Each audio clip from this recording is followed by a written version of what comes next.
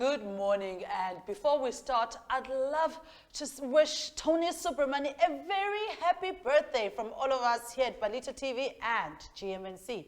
Coming up on this Friday Eve edition of GMNC Live from our studios here in Bolito, I am Sixolile Mboza, your anchor, and look forward to having your company for the duration of our long 1-hour show. I am joined this morning by Claudia Greenwood, who will be bringing us our daily dose of inspiration, followed by a close friend of mine, Warren Roder, from Those of a Middle-Aged Man blog for his regular Thursday slot. And the topic today is the pocket watch. Sharon Sinclair from Chandramala is here up next, and today we chat about trust and trust leadership, and how does trust fit in our world today, and how we can learn to trust again. And then we're joined by Stefan Botha from Rainmaker Marketing, and we find out more about their services, and I'm excited to hear about the developments that they are involved in and the marketing of these. Up next, we bring you an interview with Balita TV's director, Morne, who is also the owner of Davinci International Film Academy. And if you're interested in a career in film industry, this is going to blow your mind. It's weather and surf report time with Heili and Deon, and Wareham closes out with a music video called The Beach. And also don't forget to get the kids ready after GMNC for their time with Life Out Larry after the show. But without further ado, Claudia Greenwood. Hello, girl. Hello. Hi, you? Good. And you? Good, girl. I was so excited when I heard that we're working together this morning. Yes, isn't it wonderful? It's always fantastic. Yes. So just inspire us today. Okay. So, Sai, we spoke about, or I've been speaking about goal setting, powerful goal setting, and then we went through that whole visualization process, which was those that participated just got that feeling of, eating a lemon when there wasn't a lemon there. And but you know what? We can have an amazing goal, and we can sit and visualize, and actually sit and lie on the couch and just visualize. And relax and visualize. Yeah, like winning the lotto, and it's just going to come in, right? Yeah. Okay. Hello. So the thing is, through visualization, we do obviously attract things to us, because what we're doing is attracting all sorts of good vibrations and thoughts and ideas and solutions into how we're going to achieve this goal that we are visualizing. Yeah. But the thing is, to actually get it going, we need to get off that couch. Yeah. Okay. You need to get off the couch. All right. Put things into action. You got to have some action plan. Yeah. Okay. Otherwise, where are you going to go with it? It's action reaction, eh? Yes, that's for sure. So, start out by saying, you know what? Let's have a look at what are my daily habits? What do I do every day? What works for me? Yeah. What doesn't work for me? Do more of the things that are actually moving you towards what you want to achieve, and those things that aren't moving you and actually stopping you and consuming your time, quit them.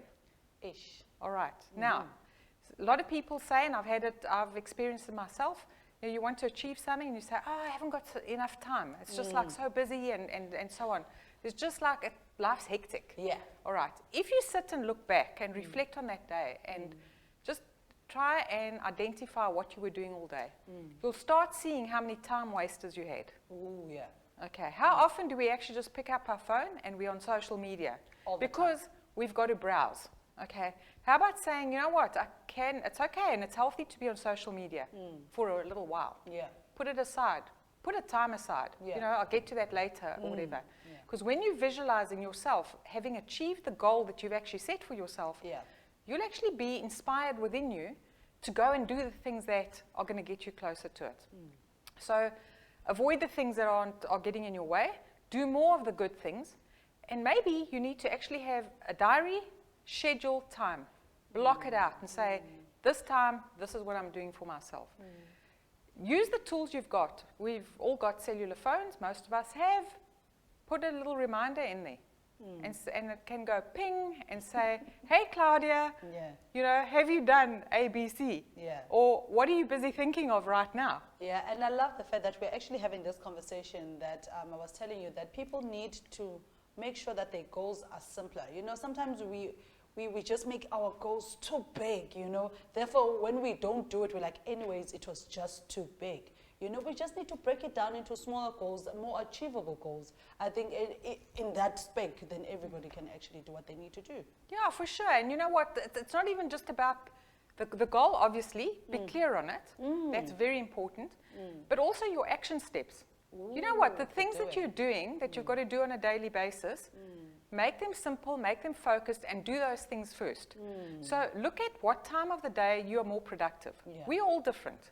Some of us are night people. Some of us, you know, whatever. Some of us are morning people like myself. And me. I can talk from 4 o'clock in the morning. True. So that's the time when I need to sit down and do the stuff, especially the challenging stuff, because I'm going to get through it quickly. I'm going to be focused and get through it. And then very importantly, you know, we've got to look at how do we end the day. Reflect on, what did I do today? What worked? Okay. Be grateful for the things that you have achieved. And then already the night before, you actually plan and schedule and visualize what tomorrow is going to be like. So when you go to bed and you've had like all the wins, they're within you, these are the things I've done and this is what I'm doing tomorrow. Already when you wake up in the morning, you're ready to actually go. In the morning, start out with visualizing that goal that you want to achieve, that you've planned, I'm going to achieve this. And when we know with visualization, when we make it real, we bring up the emotions and feel those feelings of, if I've accomplished that, how do I feel? And have a real powerful day with setting the intention. Today, I'm going to achieve this. Today, and not I'm going to, because I'm going to is in the future. It's I will achieve that. Yeah, I like that. And maybe write a little sticky note if you're at a desk or whatever and put it there. Say, how is what I'm doing right now getting me closer to my goal? Put a reminder on your cell phone. It pops up and you see that. How is what I'm doing right now getting me closer to my goal? And maybe you'll see that some things aren't actually useful. That's how you start getting undoing bad habits and instilling new habits. Well, thank you very much, Claudia, for coming through and sharing us that important message. Folks, keep it simple. Write it down if you have to. Put sticky notes. Remind yourself.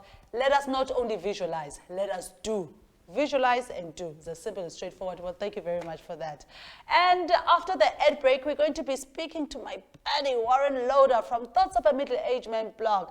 I'm very intrigued about this story. I know you will be too after the break.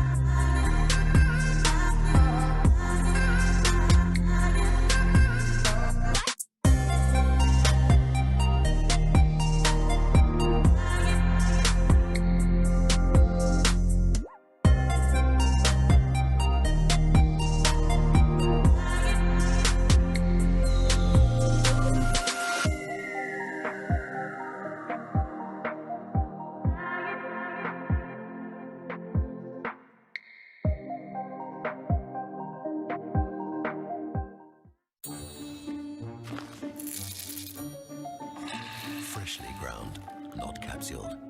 Coffee pleasure from Europe.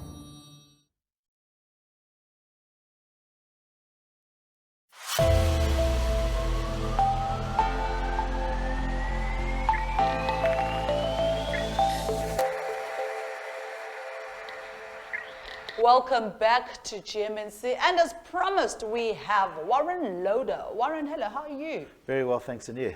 Fantastic. Well, Yes. I was just telling you off air that I think you choose these topics specifically to get me excited. Because when I was actually looking through, I was like, oh my gosh, this is so interesting, this is so interesting. So how did you come about this particular story? Well, the story, a lady just sent me a picture of a pocket watch, and she sent me a list of items that were left in the hotel room. She was looking through the archives, and she found them, and she thought it might be an interesting story. So she sent them through to me, and that's how the whole story actually began.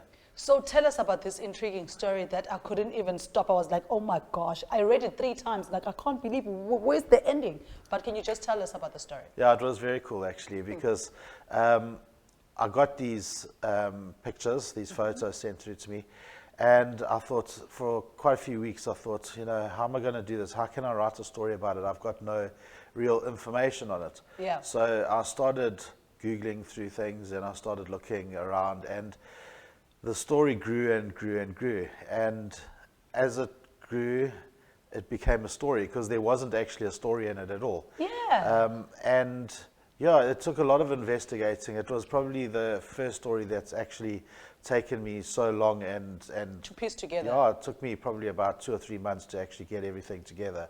I had to go and find out as much information as I could about what the times were like then, what the weather was like on the days they discussed, what people's clothing was like. And there was a couple on the list that I didn't even know what they were, so I had to go and find out what that was. Yeah. And yeah, the story just eventually came together, and I Yes. put it all together, and then a second story evolved from the first story. So Yes. it's an incomplete story because we don't actually find out what happened at the end, but it just gives you a little bit of insight into what life was like back there in, I think it was 1905, and just crazy things, how... Yeah. So tell us about the actual story. Okay, so what happened was there was a man, we don't know his first name, his name was Mr. J. Matson. Okay. And he got off a ship in Durban Harbour from Mozambique, and he booked into the Victoria Hotel in Point. All right. And he went upstairs and he left his clothes on the bed. He arranged them all neatly on the bed, and he went down to the reception and said he was going out for a while, and they never saw him again.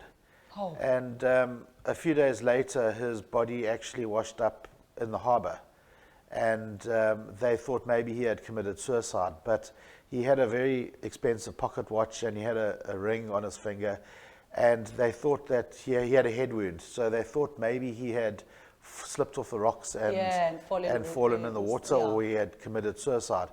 And then they did an autopsy on him and found that he actually had a bullet in his head. So he was actually murdered. So he basically came to Durban, and the same day he was murdered, and they found his body floating 2 days later.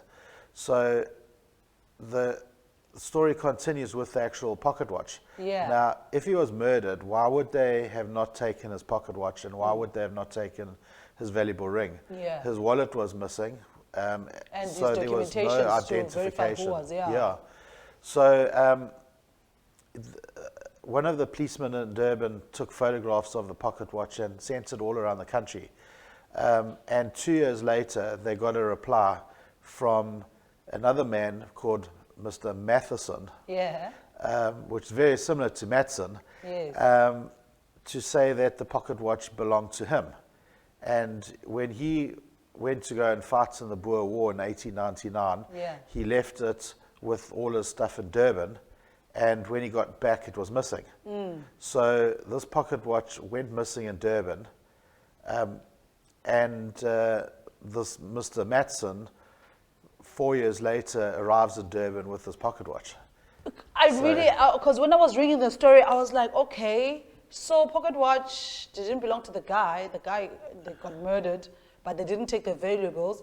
And then 2 years later, there's this person that's claiming the watch that lost it in Durban, but the guy was from Mozambique. I was like, oh my gosh, what an intriguing story. Yeah, very interesting. And the sad fact is both men died in Southern Africa. And we know that Matheson was from New Zealand originally. and he went on to fight in the First World War and died in Namibia. And Matson obviously died in Durban. He's got a pauper's grave in Durban. But I took the story one step further, which isn't in the story, and I went to go and look him up to see if there was any correlation with this Matson during the Anglo-Boer War. Just to find out, because that was the time when the watch went missing. Yes. And there were only 2 J. Matsons that come up on the list, and both are from New Zealand as well. So, oh my word! So meaning there's a possibility that he could have stolen this guy's watch somewhere, somehow, you know? Could be. They may have even known each other for all we know. Oh, maybe, hey? Oh and taking it one step further, who knows if they did know each other, the Matheson who still stayed behind, did he not have the other guy killed? True, because it's, you know, it's very, I don't think around about that time when there were people who had guts to actually take guns and, you know, and shoot themselves. So it became very, very weird, especially now with the wallet gone, the documentation's gone. You know, I think that you should dig deeper into this story. It sounds very interesting. But the whole trying to find all the pieces and all the clues was amazing, because you find one piece and you just want to go and find the next piece and the next piece. You become a detective overnight. You do. But you get to a point where there's nothing else that you can do, and it's so frustrating, because from then onwards it's only like it could possibly be this, or it could possibly be that.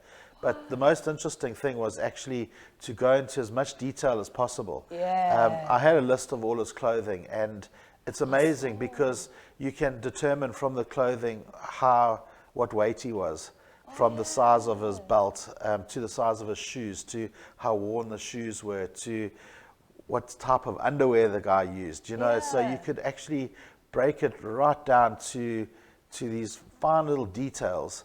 And then I took it one step further, and the days that they spoke about, I went and found out what the weather was like in Durban on those days. So you could say on the cloudy, overcast, humid day on Durban on that day, and it's the truth. So the time he went to the pier to have a walk, what was the weather like on that day? It was a sunny day, and then when he was found, it was an overcast day. But furthermore, I went into, we found out that he died he was found in a certain channel, and we had to work out what the tides were at that time to find out more or less where he was, north or south, or where he was. So his body would have been washed to certain places. And like the Esplanade, we talk about the metal railing on the Esplanade. If you go to the Esplanade, that same metal railing, you can see it today. Wow. Yeah. Well, Warren, thank you very much for coming through. You know I love your stories because you have this way of just bringing a story back into life, something that happened back in the day. But when I was reading, I'm like, yo, this could have happened yesterday. But thank you very much for coming through. I cannot wait to actually hear what you're going to be talking about next week. Excellent. So if anyone wants to actually go through the stories that we've done, so what's your blog again? So if they just go on to Thoughts of a Middle-Aged Man blog, that will come up with my blog site, and then they can just scroll down and take a look at all the stories, and I think the pocket watch is still on the first page. So just click on that, and then it opens up the story. You can just read them. Well, thank you very much, guys. You need to go and read it for yourself, because I know I was very intrigued when I actually read it. But after the break, we have my girl Sharon here from Chandramala, who's going to be talking to us about trust after this.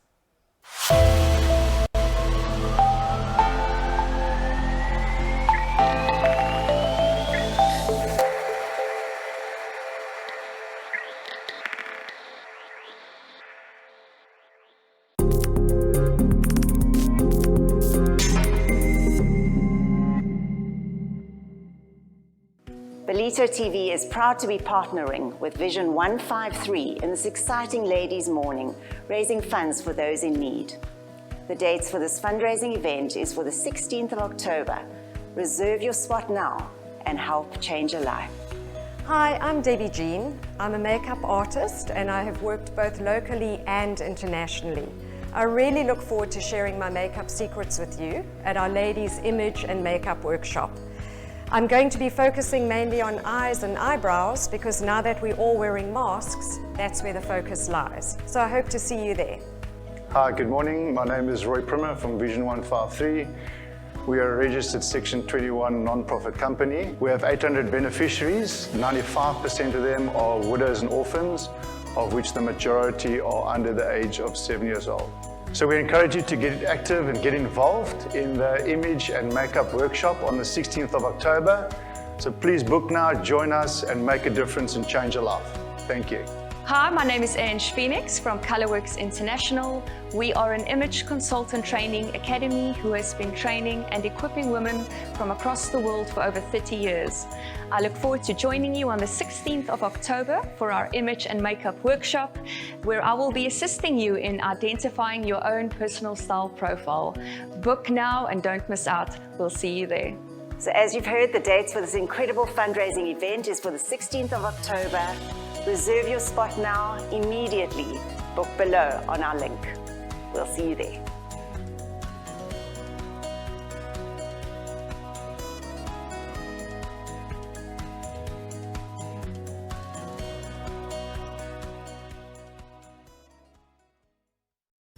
I'm Morne. I'm Mandy. I'm Devon. And we are Botha TV. We are a streaming channel showcasing content-rich programming that appeals to a wide audience. Botha TV officially launched on the 1st of February 2021 and has already attracted over 500,000 viewers worldwide.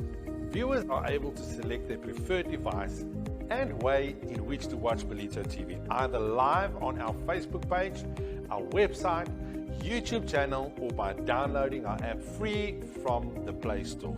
Best of all, if you've missed one of our shows, catch up at your own convenience by visiting our catch-up platform on our website and our app. Botha TV offers a variety of advertising from as little as 1,000 Rand. So the misconception that advertising through this medium is out of reach for most businesses is totally incorrect. Get in touch today by emailing hello@botha.tv or send your name and details to our WhatsApp line on 066 232 1385 and we will give you a call.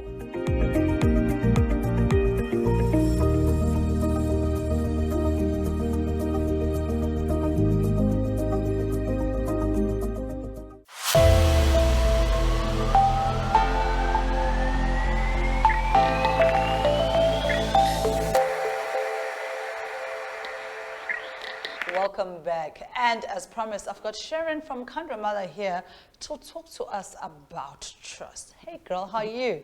Awesome, and you? Good, good. I get excited when I see because I love the colors, you know. I'm always the most colorful person here, but you know what? Hey, you also, you know, right there with me. So talk to us. We're talking trust today, right? And we were talking about the importance of trust within an organization and how people don't realize that it starts with an individual before it goes all the way, you know, to another person, to everybody, you know. So can you talk to us about that? Yes. If we look at society today, and just for an example, if we look at Eskom, how many people have trust in Eskom? As soon as it said S, I was like, oh. They come and immediately everybody goes up in arms. Yeah. And so that is just an example of how trust is so important. And it is important for us to start with the trust within ourselves. And when we look at how many times have we walked into a place and we've gotten that strange feeling inside and we just know we shouldn't do this or we shouldn't eat this or we shouldn't communicate with this individual, but we somehow don't listen to that little inner voice and we do it. And then we've got circumstances or outcomes that are not favorable and then we start feeling guilty. So trust really is important to start from within. And the more we learn to trust our inner self, what feels right for us and what our gut tells us, the more we'll actually make better decisions, the more we will have healthier behaviors, the more we'll be able to create and manifest that which we desire. So trust is a very personal element. it's a very deep self experience, and it's different for everybody. Yeah. And it's not something, they always say to us that trust needs to be earned. And there's one that they say so often, and trust can take years to build, and it can just be broken like that.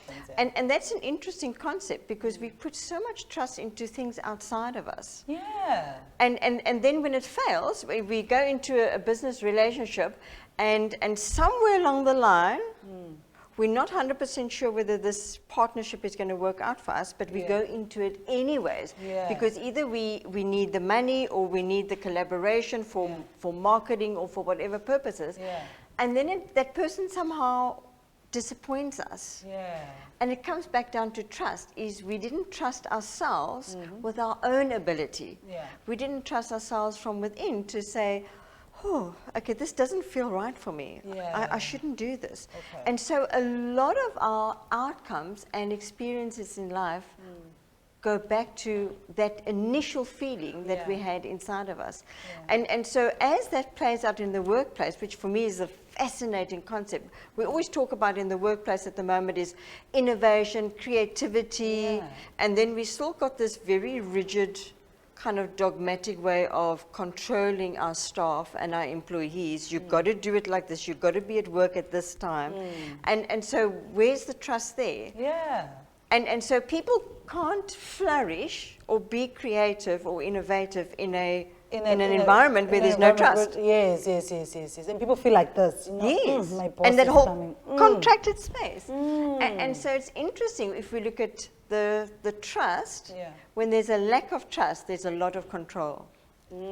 Fascinating. But when there's a lot of trust, and so a leader, when he trusts himself to make the right decision, to employ the right people, to place the right people in the right position, to allow them the space and the environment to flourish, be creative, innovative, he needs no control. He needs not to control. And we were talking about this, where I told you that I come from a background of the hospitality industry. And when I was a waitress, my manager would go, okay, this person is here, this person is here. Then you find me in the office. And it would actually make us feel a lot better, you know, we'll be more creative, we'll actually do a whole lot of problem solving even before it happens. You know what I'm saying? Absolutely. Because you're given that complete space to be, you know, and trust is very important. It is.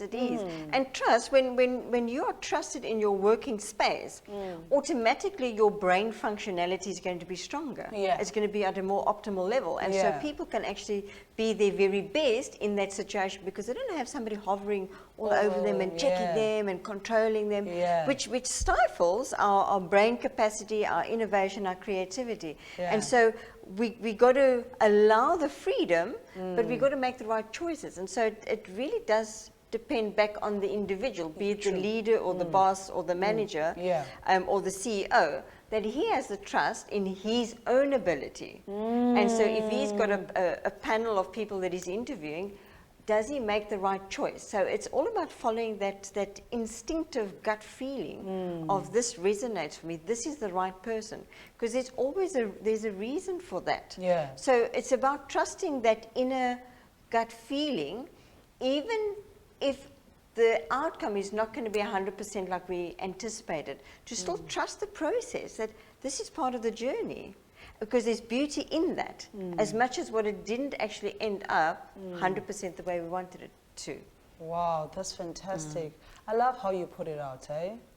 It is very important. So how then do you assist, you know, let's say your managers and the CEOs and the, you know, to be able to do that, to trust the employees?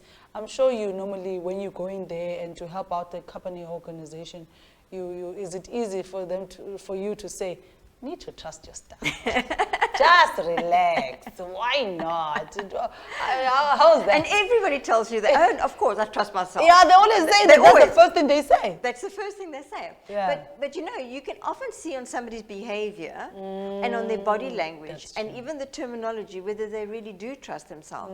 And so there are ways to engage with people, not to make them feel inferior, because there's nothing wrong with not being able to trust yourself 100%. Yeah. There's nothing wrong with that, because we're evolving human beings, so we will learn and grow all the time. Yeah. But it is really to just go into a sensory process where we can start to just relax and actually just feel and reconnect to this feeling, because it's who we are. Yeah. And that kind of is almost like your own little compass, your little GPS, all right? Your own little inner Garmin that's going to guide and direct you on the most suitable journey and process and outcome at the end of the day.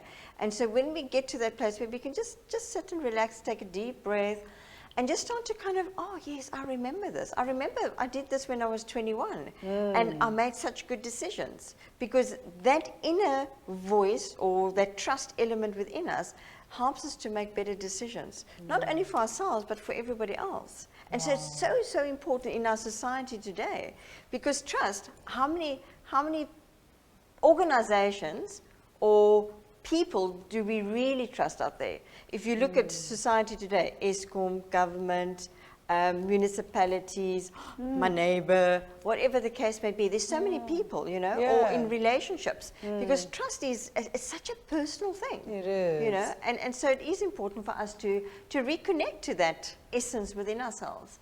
Well, thank you very much for actually telling us more about trust. You know, I feel that it's very, very important. So if people want to know more about this topic and how they can actually get you to come to their work environment, kind of help them out, you know, with regards to stuff like that, like trust issues and understanding and knowing the people that you employ.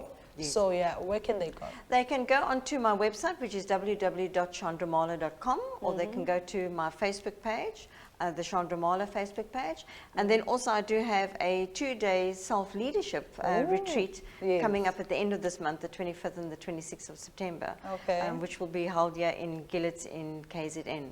To help people, to take them through the process and the journey of learning to reconnect to that trust so that they can become stronger and more powerful individuals. All right. So what time is it going to be? Like, is there a certain amount that people will have to pay and stuff like that? Well, I like to work with around about 10 people so that it can be really much more personalized, so that they can get the most value out of the process.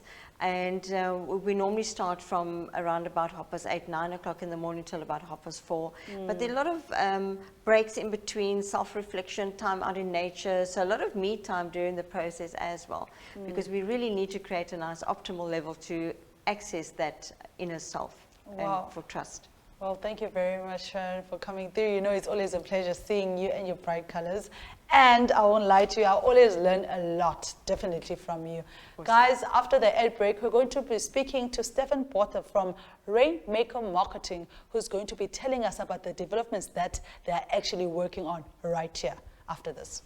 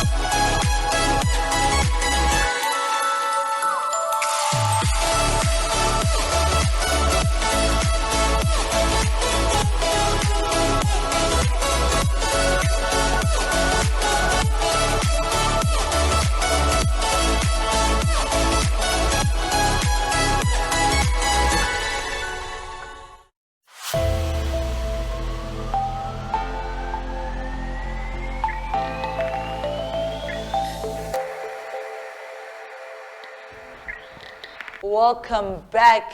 My name is Claudia Mboza and you're watching GMNC. And as promised, we've got Stefan Botha from Rainmaker Marketing. Hello, Stefan. Hi, Sar. How are you doing? Good, good. Thanks for having me. Yeah, good, good. Because when I actually saw you, I'm like, how? I thought I'm going to be talking to someone more mature. You know, I'm not saying that you're not mature, but I'm like, because I've seen the work that you guys do. I was so impressed. So tell us more about yourself and your company, you know.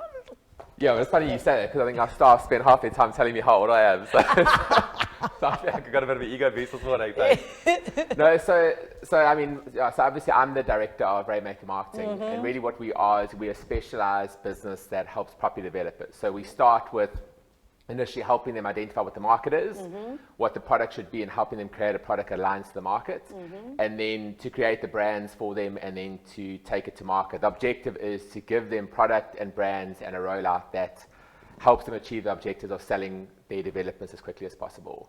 Wow. And yeah, so I mean, we have very proudly KZN business. We're fortunate that we do 50% of our business outside of KZN, which has been amazing in the sense of seeing a bigger picture, both 100%. Western Cape, Gauteng. We're doing quite a lot of stuff offshore. Yeah. But unbelievably proud and passionate about what's happened on this KZN North Coast. So we've been going for 9 years, and we've been fortunate. I was about to ask, like, hey, you guys have been, you know, going on for how long? Yeah, and I think in that time we've been involved in a lot of projects that obviously weren't around at that time, and that really shaped the property development landscape, and I think made a lot of other property areas very jealous about what we've achieved. And I think we are so underrated in terms of what we've achieved. And I think the stretch from Umhlanga through to Manor, it's just incredible what's happened and how much demand there is. And we had some incredible developers who've had a lot of vision and have put things together. So we've just sort of almost been able to trail along and just work with them and trying to put their visions together. Wow.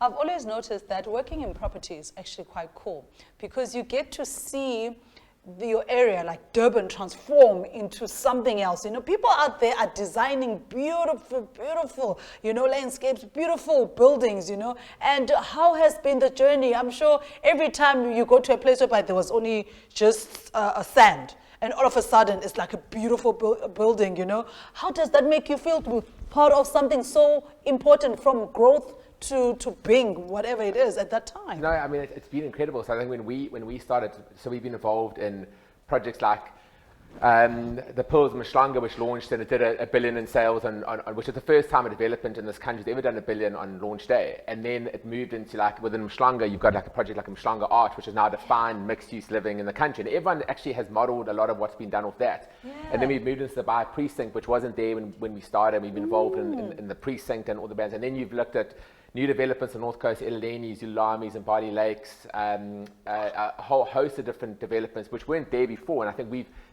when our team drives past and sees those, when we were sitting in our naming sessions and we were like, do we call it this or this or this? Now to have seen that come to life, it is hell of exciting. Yes. So what you guys working on right now? You know, there's new developments that I hear you guys are working on. You know, hey, you guys do beautiful marketing, hey?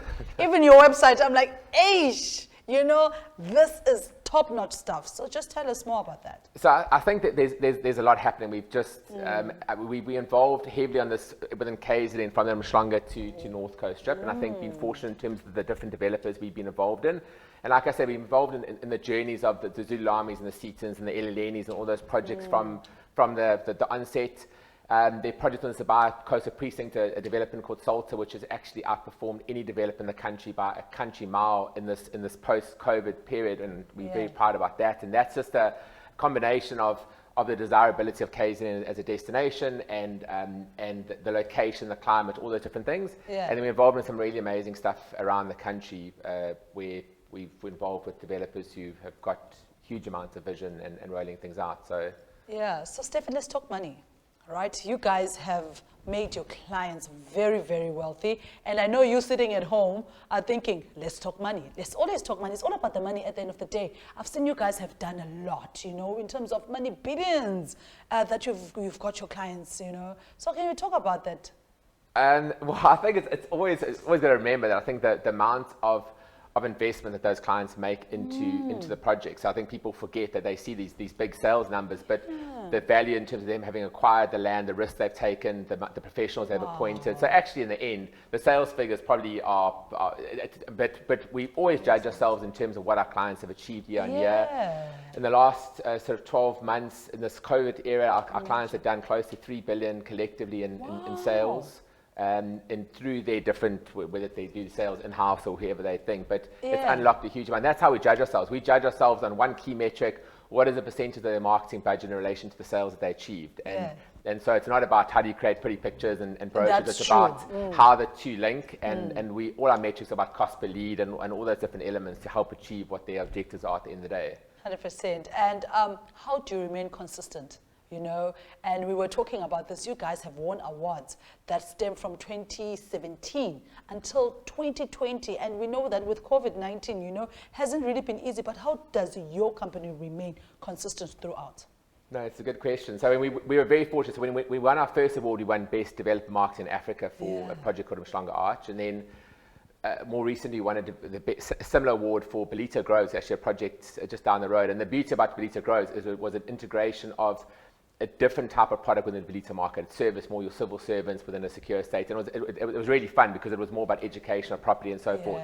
And then we've just actually won an award now for Salta Estate, which is in Salta Bay, which we find out in the next week or the next couple of weeks in terms of where we came. But I think the biggest thing is not only the consistency but also evolving. So it's almost like how do you get better every single day, and how do you evolve from what you're doing the day before? And that's the challenge. I think it boils down to, for me, it's two clear things. It's the team, the internal team, and then it's the clients. I think that the team, we've been really fortunate that we've had such a low turnover. But and I mean, like I said about age, I mean, most of our team are sort of between 25 and 35, and people them and they're so happy. And they're incredible. I mean, it's everything about business, about the team. And the thing is that they've almost defined the values of the business. I mean, Sharon was talking earlier about trust, and trust is one of our values. But it's all about how that's been so key. And I always say, well, I believe that pre-COVID, if your values weren't unbelievably strong, there was absolutely no way when people were working remotely to be able to maintain what you want to do as a business. And when, I mean, our clients know that we will bend over backwards for them, and we will push the boundaries, and we will try and innovate. But you can't do that unless you've got happy employees, and you've got people who really want to push the boundaries and who believe in the same vision. And I think that's unbelievable. And I can't speak highly enough of our team and how much I value them, because they are just the rock of it. But then at the same time, if you don't have clients who have got vision and who put the right products together and listen to you, and who you can work together. I mean, the amount of clients we've got that we've been with for the last 8 to 9 years and they keep producing incredible products, and without that you can't win awards. So I mean, I look at a project like Salta now, where we've won an award. Without the developer's vision, without the team that they put together, and the fact we've worked with that team for 6 or 7 years, and we know each other backwards, great things don't happen without that. And so I think it's a combination of those two factors. But we know every single day we've got to be better, and we've got to evolve, we've got to innovate, and we know how quickly the marketing space moves. And I guess that's part of it. So if people want to get a hold of you guys, your marketing company, where can they go? What are your socials? So our website is rainmakermarketing.co.za, and then they can find us on Facebook, Instagram, and LinkedIn in terms of the different handles related to Rainmaker Marketing. And then your office space is? So we're based in Mount Edgecombe.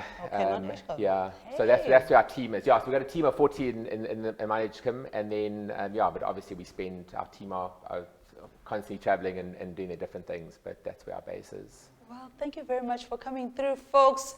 Rainmaker Marketing, they are the best. Go to their website, you will see it for yourself.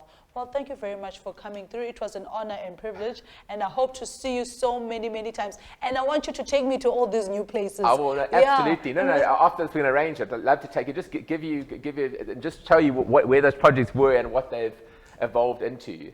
So, but thanks for having me. I really appreciate it. And you guys have an amazing setup here. Thank you very much. Folks, there you have it. After the ad break, we're going to be having a weather and surf report with Heili and Deon.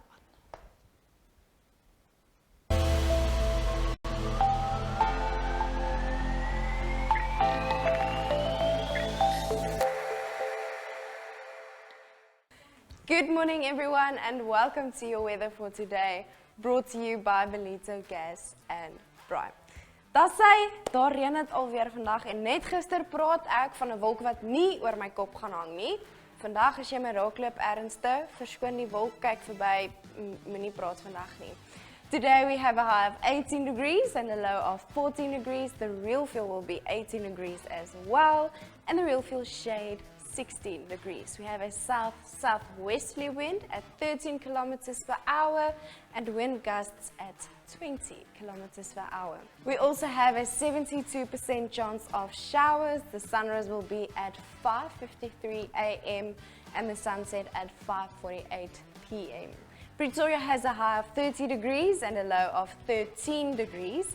Joburg will have a high of 28 degrees and the low will be 11 degrees. And Cape Town has a high of 16 degrees and a low of 12 degrees. Next up will be your surf report brought to you by 1018 Skryfbehoeftes and Deon Bosman from Victory Surf. We'll see you tomorrow.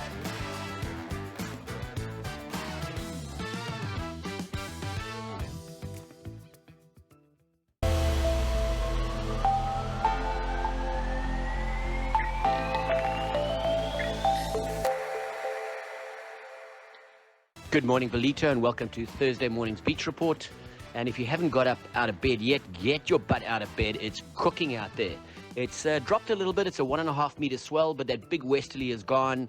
And there's really, really good waves this morning, right up until 2 o'clock this afternoon, when another westerly will hit our coastline and whip the swell up again. So really good conditions for the morning. Light westerlies, direct south-southeast swell, which is perfect for the bog and the main beach. So really good right-handers. Mostly right-handers all the way to the beach, and with an outgoing tide, it's going to get really, really good by lunchtime. So enjoy your morning, glassy conditions, great surf, and time for you to get out there. We'll talk again tomorrow. Have a good one.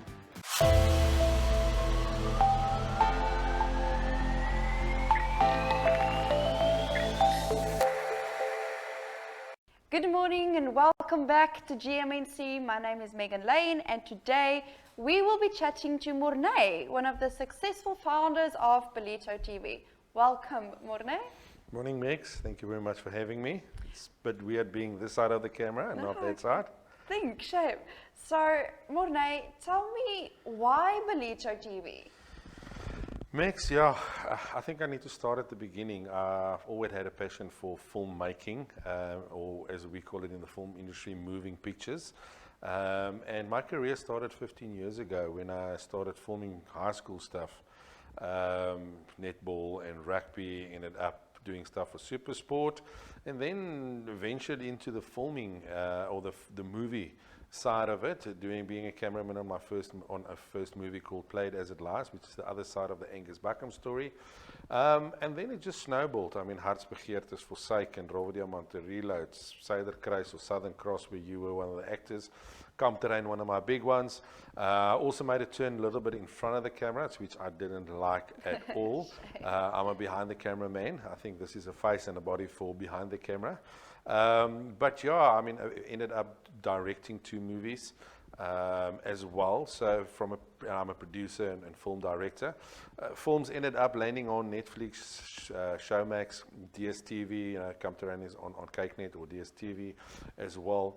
Yeah, so that is where I started. And last year with this whole pandemic, COVID, I don't know, I think it's had a lot of people started thinking differently, and after doing a whole lot of vuvuzelas, I roped in Mandy and Devon, my 2 partners, and I said, well, let's start Belito TV, and that's exactly where we are. Started on the 1st of February, and by the end of August, we had more than 500,000 viewers on our stream. That's amazing. That is a big amount of people.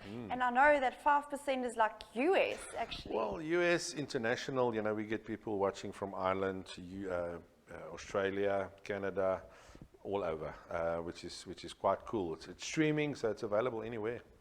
You also have an app available, a catch-up platform? So people can download our app free of charge. It is available for Android and Hawaii. I don't know how to pronounce that. The other phone.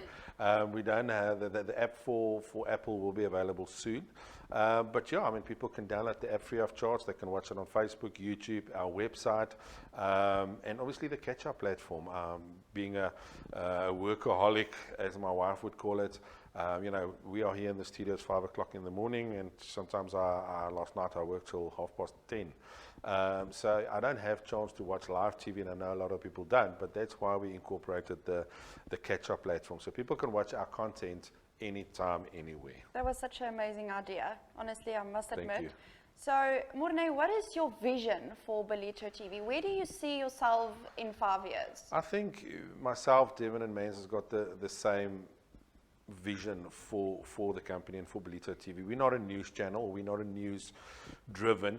You know, there's not enough fake news. There's a lot of bad news out there. So Ballito TV is we would like to see it as a tower of hope, bringing good news, good stories, good feel stories, telling the people stories of the North Coast. So I think that's our vision, is to take the 500,000 viewers and increase that by 10 times that. You know, it would be nice to have 5 million viewers that enjoy our content. That's amazing. So, Morne, I also know that you have a Davinci International Film Academy. Yeah, Mex, I mean, you should know. You were one of our students, and you're my daughter, so you would know the journey that I've been on for the last going on 7 years. You know, while I was doing films like Reload and Rover Diamante, which we shot a lot of the scenes at high schools, I realized, and the students came to me and said, how can we study? Now, there's a lot of opportunities to study film after school, you know, when you go out of matric. But it's expensive. I mean, yes, there's great institutions, but you're looking at 9,000-10,000 rand a month. Now, a lot of your average income families can't afford that to pay for a child's education, especially in the film industry. So we started the company 6 years ago. Started off with one school, and we ended up having eventually 28 schools in Gauteng. We made it a little bit smaller now. We moved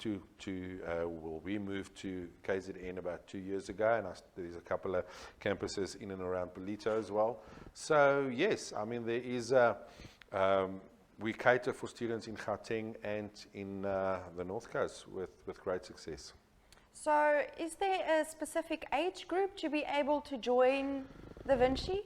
Yeah, I think it's marketed, or it's focused on high school kids. The information that we teach is a little bit too much for primary school kids, but you can start in grade 8. You know, if you're my age, we still remember that standard 6, but you know, you can start on grade 8, and yeah, I mean, start a career. The nice thing about Davinci is that you can study a career while you're at school. So when you leave school, you can go out and work immediately. I mean, we've got amazing stories of students that have been with us now for 5 years. It's a 3-year course, Introduction, Advanced, and Masterclass.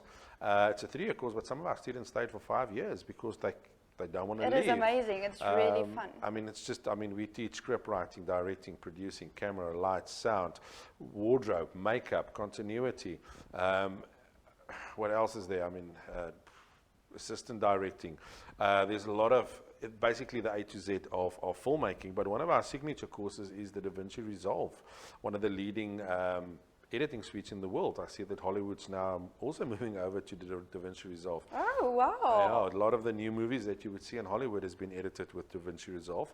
I had the privilege of traveling to Paris in France, not the one in the Free State, a couple of years back, and I got myself accredited as a trainer, and also the company, Davinci International Film Academy, as accredited educational center in South Africa. And our students get international accreditation, which means a lot more than just local accreditation. So we are accredited, and while you're at school, you can earn your certificates. We also offer short films that we shoot every year towards the end of the year. That's the highlight of the student's career, where they write the script, they produce it, they direct it, they the whole crew. Whatever they learn throughout the year, they put it in the practical side when we do the short films. So how can someone reach you if they want to be a part of this course? Next, we're moving into exciting times with Davinci releasing our app in January. It's an exciting new concept. I think with COVID and the way that the whole world is changing the way we educate because of social distancing and, you know, the classroom, and our parents are very afraid of exposing not only themselves but the children. We're releasing our app in January, and everything will be on the app. There's a lesson, there's handbook, there's exams. We're gamifying the app, whereby we will, when you on the app as an app user and you're studying through Davinci, you can see how you compare to other students in the country. You can book when you want to shoot the short film. Everything is going to be on the app. It's a phenomenal app which is free to download as of January. So a lot of things coming. Currently, we're still doing all the classes on our website. Very easy, DIFA, D-I-F-A. So it's www.difa.co.za, the acronym for Davinci International Film Academy.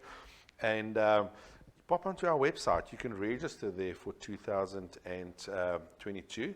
We are less than 10% of what the normal cost is to study that is amazing. Film after school, which is absolutely amazing. So go check it out. The gala event of last year is on the website. All the information is on the website. It's an exciting time where we will be moving in. As of January, we will be able to serve the whole country, even internationally. You can download the app wherever you are and study film while you are in school.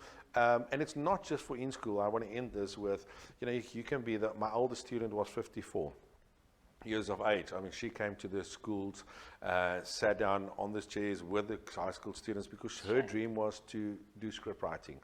And, she's been with us, she was with us for 2 years, and just enjoying every moment of it. So, it's exciting. Big things coming for you. Yes. Big things. Morne, thank you so much for joining us. I think there's a lot of people out there who would be excited to join this journey with you. If you want to start making films, Morne is the perfect person to get in touch with. So after the ad break, we have more exciting interviews coming your way.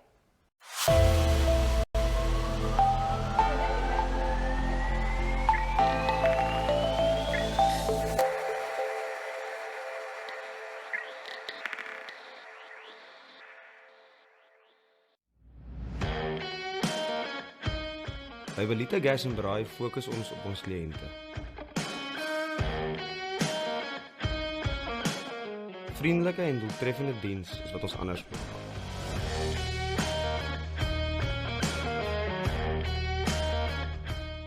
Ons werk as 'n span met integriteit en deursigtigheid.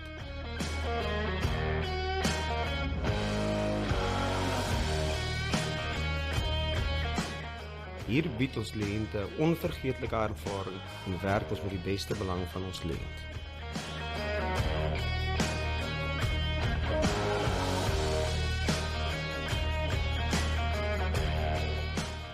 Ons lewer nie net produkte aan ons kliënte nie, ons lewer ook 'n volledige diens, insluitend onderdele en tegniese ondersteuning.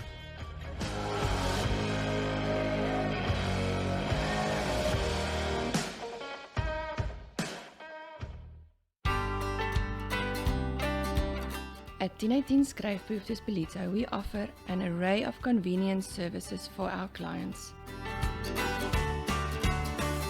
With an in-store, fully operational business center,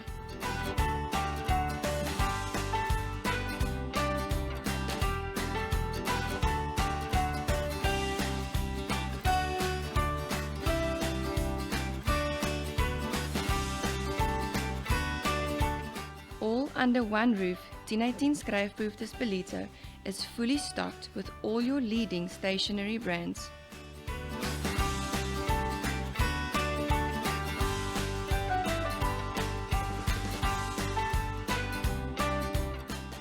Proudly Botha for Botha.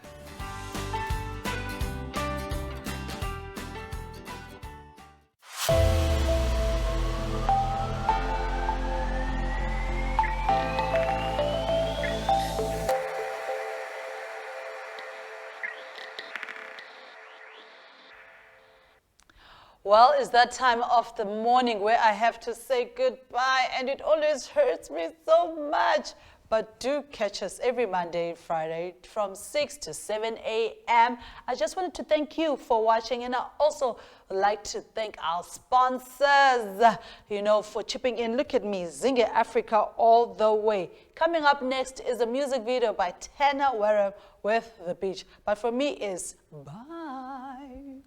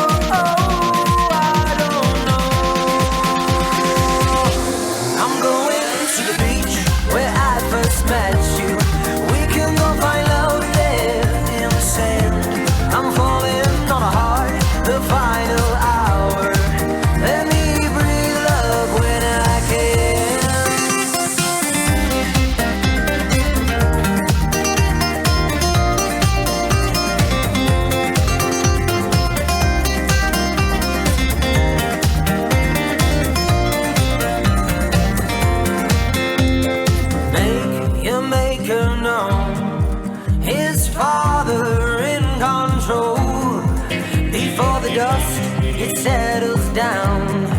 This battle shines above, 'cause it's a sign of no man's word, till you came down, feel alert. Before the world is now your home, your children saved by one and all. And so I go, oh, oh, oh, I don't know. I'm going to the beach where I first met you. We can go find love there in the sand. I'm falling on a heart, the final hour. Let me breathe love when I can.